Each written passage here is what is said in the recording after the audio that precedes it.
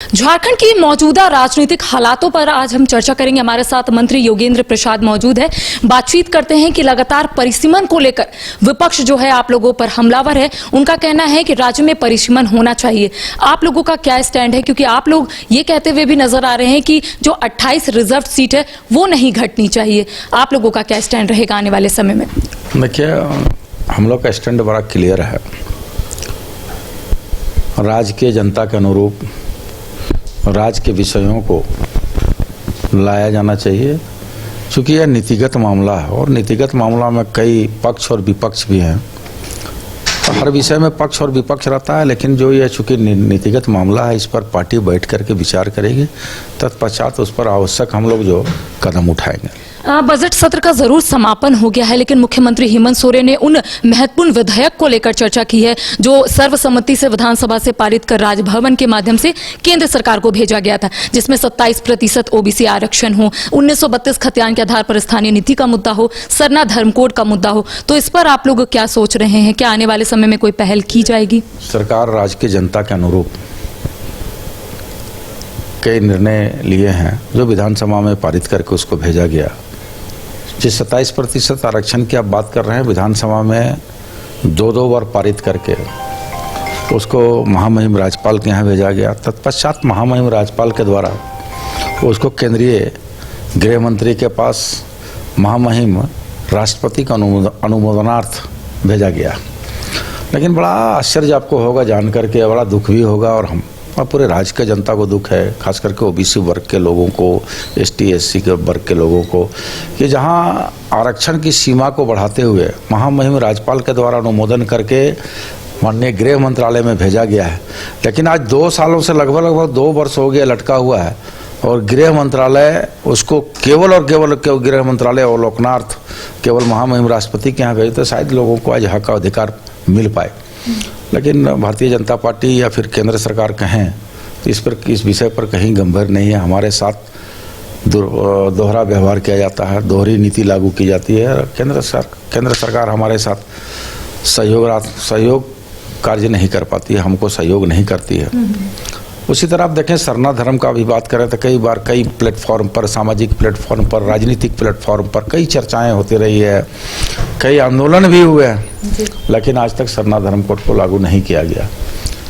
तो इस तरह से कई हमारे साथ जो है केंद्र सरकार निश्चित तौर पर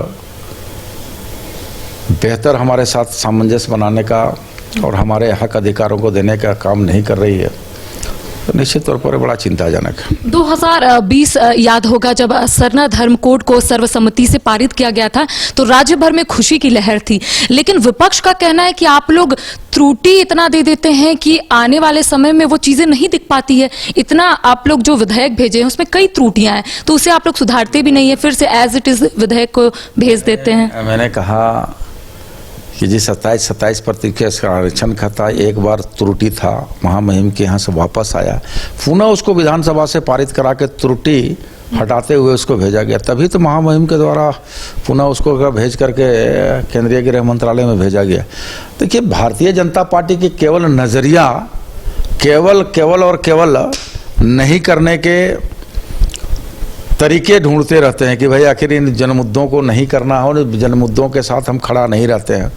और निश्चित तौर पर हमारे साथ, मैं तो दावे के साथ कहता हूँ, आप मेरे विभाग में अगर देखें आज 24-25 में 1 पैसा नहीं मिला हमको मेरे पीएचडी में, तो मेरे साथ न्याय नहीं कर रही है, संघीय ढांचे के साथ न्याय नहीं कर रही है। और भारतीय जनता पार्टी की सरकार जो केंद्र में है तो हमारे साथ सौतेला व्यवहार कर रही है, तो निश्चित तौर पर बड़ा चिंता का विषय है। आज जिन योजनाओं को लेकर के राज्य की जनता को हम लोग विजन प्लानिंग किए हैं कि भाई शुद्ध पेयजल पिलाना है लोगों को, आज हम लोग उस राशि के चलते जो 63 करोड़ रुपया है, उस राशि के चलते हम लोग उन योजनाओं को पूरा नहीं कर पा रहे हैं, तो बड़ा चिंता का विषय है। हम लोग इस पर, हम माननीय मुख्यमंत्री जी भी ने कई बार पत्र लिखा, जल शक्ति मंत्री केंद्र सरकार को, हमारे सेक्रेटरी के द्वारा कई बार हम उनको भेजे, हमारे द्वारा भी पत्र लिखा गया कि भाई हमको मिलने का समय दे दिए, पैसा तो छोड़ दिए, हमको मिलने का भी समय नहीं दिया जा रहा है। तो बड़ा इस तरह का चिंता का विषय हमारे साथ नैसर्गिक न्याय नहीं हो रहा है। अच्छा दादा, आप पेयजल मंत्री भी, और ऐसे में आपने देखा होगा कि जब गर्मी का मौसम आता है तो कई जगहों पर पानी का जो लेवल है वो नीचे चला जाता है, कई जगहों पर हैंडपंप जो है वो खराब है, लोगों को काफ़ी परेशानी होती है। तो इस बार आपके विभाग की ओर से क्या कुछ तैयारियां की गई है? मेरे विभाग की ओर से निश्चित तौर पर राज्य की जनता को स्वच्छ पेयजल कैसे मिले, पानी की किल्लत ना हो, ये सरकार की जवाबदेही है, विभाग की जवाबदेही है।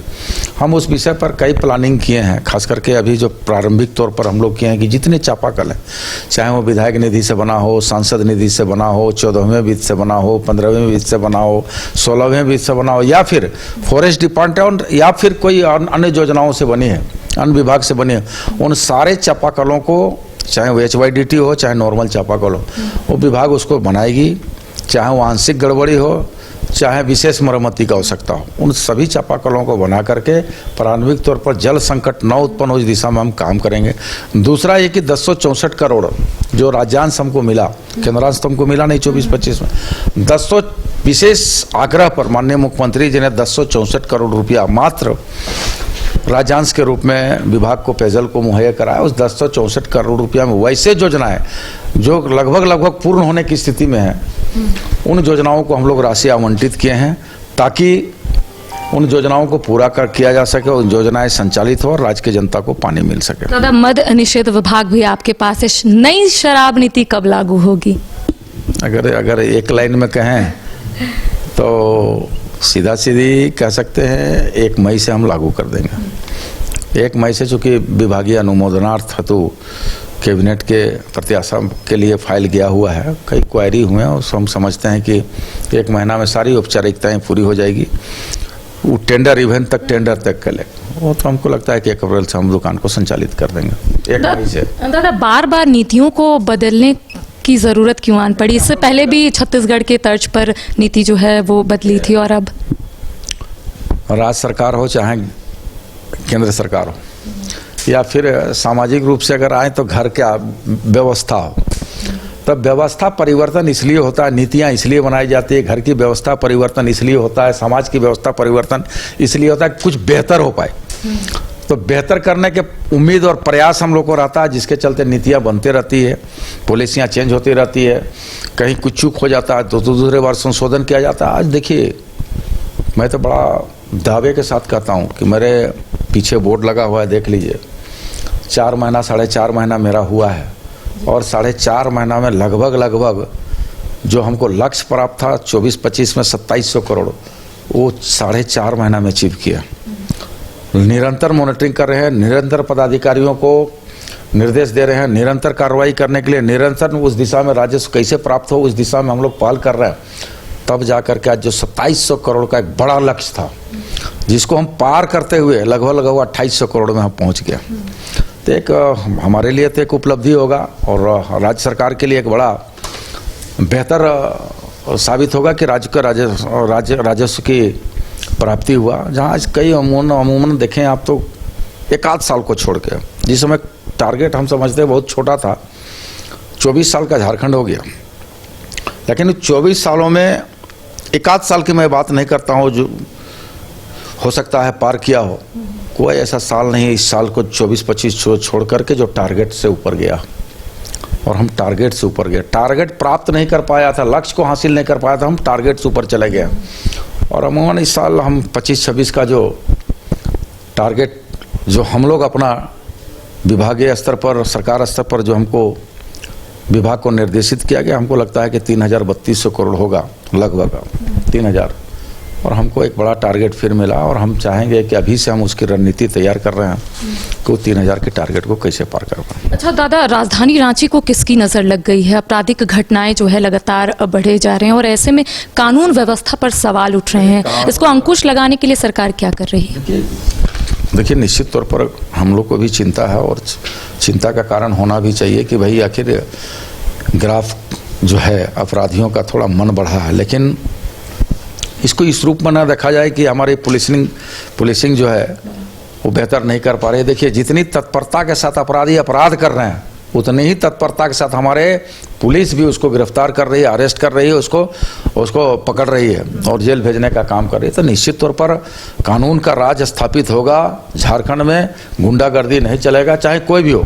आपने देखा होगा कई विषयों पर लेकर के हमारी पुलिस तत्परता दिखाई और बेहतर रिजल्ट लेकर आई है। मैंने तो विधानसभा में भी कहा था कि भाई जटिलतम से जटिलतम जो केसेस थे उसको कई टेक्निकल सेल के द्वारा, एफएसएल के द्वारा, कई तरह के टेक्निकल चीज़ों को ला करके पुलिस उन अपराधियों तक पहुंची और उन अपराधियों को सजा दिलाने की दिशा में आवश्यक पहल की। तो निश्चित तौर पर कानून का राज है। एक दो घटनाओं को छोड़ करके कहीं पर भी किसी तरह का चिंता का बात नहीं। आज देख लीजिए कि आज हर विषयों पर हमारी पुलिस तत्परता के साथ काम कर रही है और हम लोग आगे और कैसे बेहतर हो इस दिशा में हम लोग काम करेंगे। अच्छा दादा, एक आखिरी सवाल, मुख्यमंत्री हेमंत सोरेन से गौतम अडानी ने कल मुलाकात की है, तो इससे हम ये मान सके कि यहाँ पर इंडस्ट्रीज जो है वो लगाए जाएंगे, इसके साथ ही ये भी हम लोग मान सके कि रोजगार का रास्ता साफ हो सकता है आने वाले समय में? सोने चांदी के बर्तनों से 2016 में आपने देखा होगा मोमेंटम झारखंड के नाम से गरीबों की जनता का पैसा को किस तरह से दुरुपयोग किया गया। और हम लोग सादे समारोह में आमंत्रित कर रहे हैं। हमारे माननीय मुख्यमंत्री जी कलकत्ता गए, ग्लोबल मीट किए, लोग व्यापारी आ रहे हैं। हम लोग भी चाहते हैं कि सिंगल विंडो सिस्टम हो, उद्योग कल कारखाना कैसे लगे उसके लिए सिंगल विंडो सिस्टम हो और राज्य में व्यापारियों का उद्योग कैसे हम अधिक से अधिक लगा पाए ताकि रोजगार का सृजन हो पाए, राजस्व का सृजन हो पाए। तो निश्चित तौर पर हम लोग इस दिशा में हमारे मुख्यमंत्री जी गंभीर हैं। और देखिए पिछले जो 5 वर्षों के अगर आप कार्यकाल को देखेंगे तो 3 वर्ष को छोड़कर ही जो कोरोना काल है वो 3 वर्षों को छोड़ दीजिए, मात्र 2 वर्ष से हमको काम करने का अवसर मिला और बेहतर काम किया हमारी सरकार। और इस बार सब कुछ सामान्य रहा। अगर कोरोना काल जैसे कोई अवसर ना मिले तो निश्चित तौर पर बेहतर काम करेंगे और एक मील का पत्थर साबित होगा जो 2039 तक शायद भारतीय जनता पार्टी को यहाँ जनता स्वीकार नहीं करेगी। देखिए इस वक्त हमारे साथ मंत्री योगेंद्र प्रसाद मौजूद थे। कई मुद्दों को लेकर हमने इनके साथ चर्चा की, इन्होंने क्या कुछ कहा आपने सुना। फिलहाल कैमरा सहयोगी गौरव के साथ करिश्मा सिन्हा, न्यूज़ 22 रांची।